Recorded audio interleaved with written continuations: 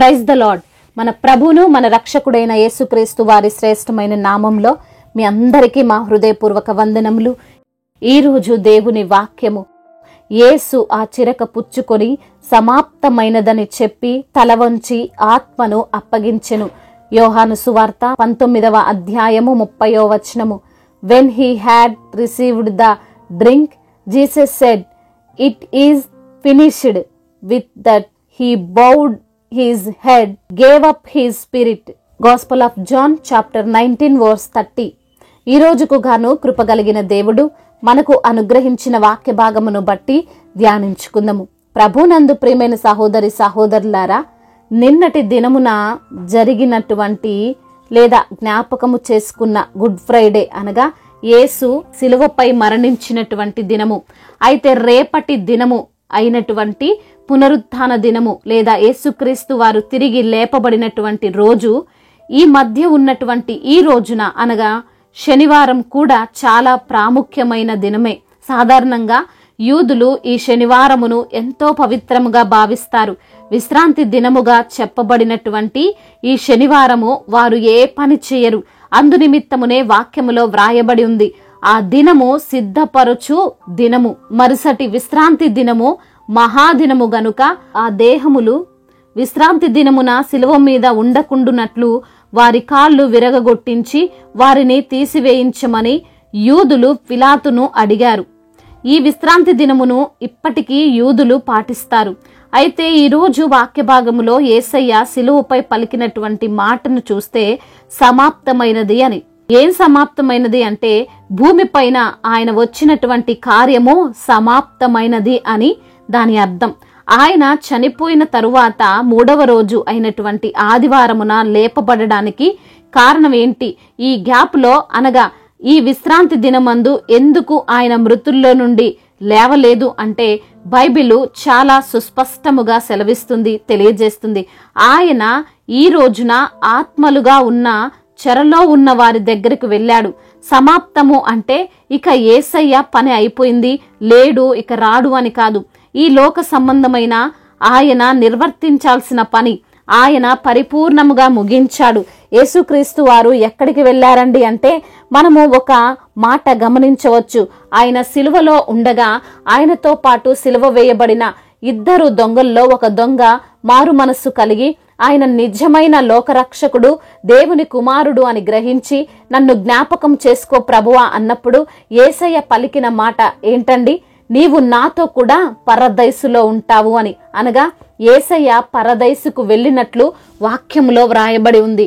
అదే విధంగా పేతురు కూడా మరొక విషయాన్ని జ్ఞాపకం చేస్తున్నాడు. అది ఏంటంటే దేవుని దీర్ఘశాంతము ఇంకా కనిపెట్టుచుండినప్పుడు పూర్వము నోవాహు దినములలో ఒక ఓడ సిద్ధపరచుచుండగా అవిధేయులైన వారి యొద్దకు అనగా చెరలో ఉన్న ఆత్మల యొద్దకు ఆయన ఆత్మరూపిగానే వెళ్లి వారికి ప్రకటించెను అని. అనగా యేసుక్రీస్తు వారు చెరలో ఉన్న ఆత్మలకు ప్రకటించుటకు వెళ్ళాడు అని కూడా వాక్యము రుజువుపరుస్తుంది. నోవాహు ఓడను నిర్మించడానికి దాదాపు 100 సంవత్సరాలు సమయం పట్టింది. ఆ 100 సంవత్సరాల్లో ఎంతో మందికి నోవాహు సువార్తను ప్రకటించాడు. కానీ అందరూ నోవాహు చెప్పినటువంటి మాటను తృణీకరించారు.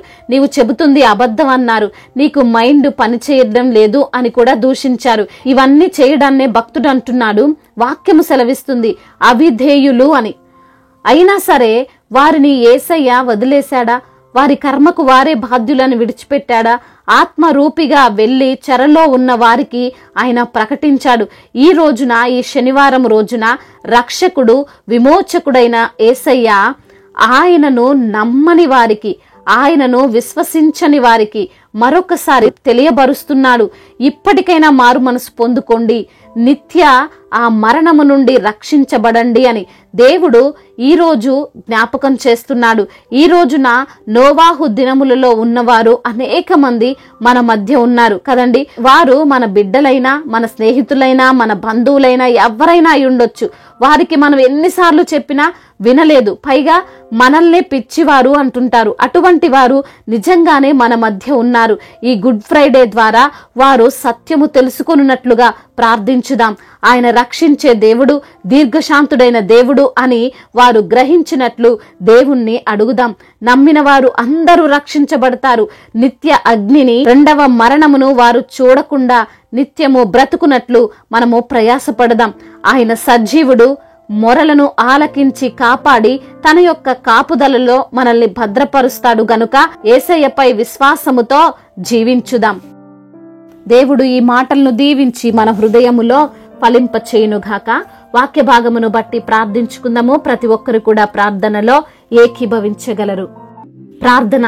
మహాశక్తి సంపన్నుడా, మహోన్నతుడా, కృపా కనికరములు కలిగిన దేవ, జీవాధిపతి, మీకు స్తోత్రాలు చెల్లిస్తున్నాము తండ్రి. అయా, యేసు ఆ చిరకను పుచ్చుకొని సమాప్తమైనదని చెప్పి తల వంచి ఆత్మను అప్పగించినని లేఖనము ద్వారా మీరు మాతో మాట్లాడారు. మరి అదే విధంగా నా ప్రభువా, వాక్యంలో చెప్పబడినట్లు మీరు మమ్మల్ని రక్షించడం కొరకే ఈ లోకానికి వచ్చి ఉన్నారని, అయా మిమ్మల్ని నమ్మితే నిత్య జీవమని, అయా ఇంకా మిమ్మల్ని తెలుసుకొని బిడ్డలందరూ కూడా రక్షించబడాలని ఈ రోజున వాక్యము ద్వారా మీరు మాతో మాట్లాడారు. నోవాహు దినములలో ఉన్నట్లు ఇప్పటి పరిస్థితులు ఉన్నాయని మరొకసారి మాకు జ్ఞాపకం చేశారు. అందును బట్టి మీకు స్తోత్రములు ప్రభువా. ఎందరైతే బిడ్డలు ఈ రోజున వారికి ఉన్నటువంటి సమస్యలను బట్టి, వారికి ఉన్న ఇబ్బందులను బట్టి, వారికి ఉన్నటువంటి స్థితిగతులను బట్టి మీ సన్నిధిలో మొరపెడుతున్నారో వారి మొరను మీరు ఆలకించండి, సహాయం చేయండి ప్రభువా. అయా, అనారోగ్యముతో బాధపడుతున్న బిడ్డలకు సంపూర్ణమైన ఆరోగ్యాన్ని దయచేయండి. శాపముతో కొట్టుమిట్టాడుతున్న బిడ్డలకు ఆశీర్వాదాన్ని దయచేయండి. బలహీనులుగా ఉన్న ప్రతి బిడ్డను మీరు బలపరచండి. అయా, ధైర్యము చెడినటువంటి బిడ్డలకు మీ యొక్క ధైర్యాన్ని ప్రసాదించండి నా ప్రభువా. భయపడకము, నేను నీకు తోడుగా ఉంటానంటున్నారు ప్రభా.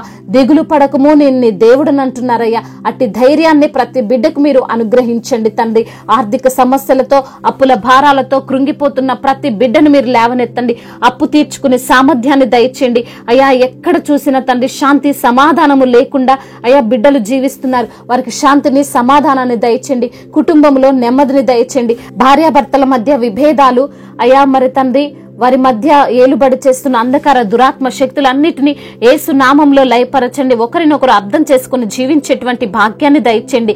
యవన బిడ్డలందరికీ మీరు తోడుగా ఉండండి. యవన వయసులో అయా మీ కాడిని మోసే కృపను దయచేయమని బ్రతిమిలాడుకుంటున్నాం. అదే విధంగా నా ప్రభా, చిన్న బిడ్డలందరికీ మీరు తోడుగా ఉండండి.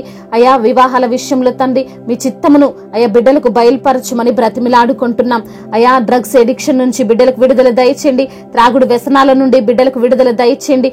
అయా మరి తండ్రి, మీ యొక్క మాటకు లోబడేటువంటి బిడ్డలుగా ప్రతి యవ్వన బిడ్డను మీరు నిలవ పెట్టుకోమని బ్రతిమిలాడుకుంటున్నాం.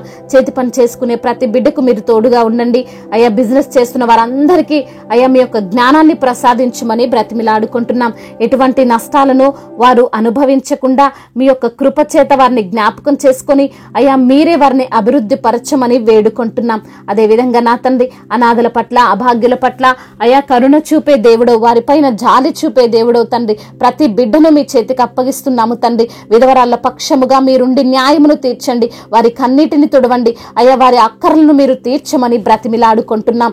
అదే విధంగా నా ప్రభు, సంతానము లేని బిడ్డల కొరకు ప్రార్థిస్తుండగా సంతానాన్ని అనుగ్రహించండి. అయా, శారా గర్భాన్ని తెరిచిన దేవుడవు, హన్న గర్భాన్ని తెరిచిన దేవుడవు తండ్రి. అద్భుతమైన కార్యాలు నీవు మాత్రమే చేయగలవు ప్రభా. అయా, ప్రతి బిడ్డ జీవితంలో తండ్రి అద్భుతమైన కార్యాన్ని జరిగించమని బ్రతిమిలాడుకుంటున్నాం. ఇప్పుడే పుట్టిన చంటి బిడ్డలను మీరు జ్ఞాపకం చేసుకోండి అయ్యా. వారికి మంచి ఆరోగ్యాన్ని దయచేయండి. గర్భిణీ స్త్రీలను దీవించండి అయ్యా. తల్లి బిడ్డలకు క్షేమాన్ని దయచేయండి అయ్యా. మరి తండ్రి, డెలివరీ సమయంలో తండ్రి వారికి కావాల్సిన బలాన్ని, శక్తిని మీరే అనుగ్రహించమని బ్రతిమిలాడుకుంటున్నాం. మా భారతదేశమును అయా సమాధాన దేశముగా, శాంతి కలిగినటువంటి దేశముగా, అయా ప్రేమ కలిగినటువంటి దేశముగా మీరు నిలవబెట్టుకోండి తండ్రి. అయా, ఇతర దేశాల్లో, ఇతర రాష్ట్రాలను కూడా మీరు జ్ఞాపకం చేసుకోండి ప్రభువా. అదే విధంగా నా ప్రభువా, అధికారుల అందరికీ మీరు తోడుగా ఉండండి నా ప్రభువా. వారికి సమయోచితమైన జ్ఞానాన్ని దయచేయండి. వారికి మీ శక్తిని దయచేయండి, బలాన్ని దయచేయండి ప్రభా. మారు మనసును అనుగ్రహించండి. రక్షణ లేని ప్రతి బిడ్డకు రక్షణ దయచేయండి. అదేవిధంగా ప్రయాణాల్లో ఉన్నటువంటి ప్రతి బిడ్డకు మీరు తోడై ఉండండి. వారి ప్రయాణం అంతటినీ సుఖముగా, సౌఖ్యముగా అయా జరుగునట్లుగా సహాయము దయచేయమని బ్రతిమిలాడుకుంటున్నాం. అదేవిధంగా నా ప్రభువా, ఇతర దేశాల్లో ఉంటున్న ప్రతి బిడ్డకు మీ యొక్క సహాయం వారికి దయచేయండి తండ్రి. అయా, మీ సన్నిధిని వారితో ఉంచమని బ్రతిమిలాడుకుంటున్నాం. ఇంకా తండ్రి, చెప్పుకోలేనటువంటి బాధతో విరిగి నలిగిన హృదయముతో అయా గుండె చెదిరినటువంటి స్థితిలో ఉన్నటువంటి ప్రతి బిడ్డకు అయా మీరే తండ్రి తోడుగా ఉండి నడిపించమని మానాథుడు సర్వశక్తిమంతుడు సజీవుడైన యేసుక్రీస్తు వారి ఉన్నతమైన బలమైన నామంలో ఈ ప్రార్థనను అడిగి వేడుకొని పొందుకొని ఉన్నాము మా ప్రియ పరలోకపు తండ్రి. ఆమెన్. ఈరోజు పెళ్లి రోజు మరియు పుట్టినరోజు జరుపుకున్న వారందరినీ దేవుడు దీవించి సకల మేలులతో ఆశీర్వాదములతో కృపాక్షేమములతో మెండైన దీవెనలతో దేవుడు మిమ్మల్ని నింపునుగాక. మీ యొక్క ప్రార్థన అవసరతలను మాకు తెలియజేయగలరు. మీ కొరకు మేము తప్పక ప్రార్థిస్తాము. మొదటిసారిగా మన యొక్క ఆదరణ వాక్యం చూస్తున్నట్లయితే తప్పకుండా మీరు సబ్స్క్రైబ్ చేసుకోగలరు. ఈ వాక్యం మీకు ఆశీర్వాదకరంగా ఉండినట్లయితే అనేకులకు కూడా ఈ వాక్యాన్ని పంపి మీరు కూడా దేవుని యొక్క రాజ్య సువార్తలో పాలిభాగస్తులు కావాలని దేవుని పేరిట మనవి చేసుకుంటున్నాను.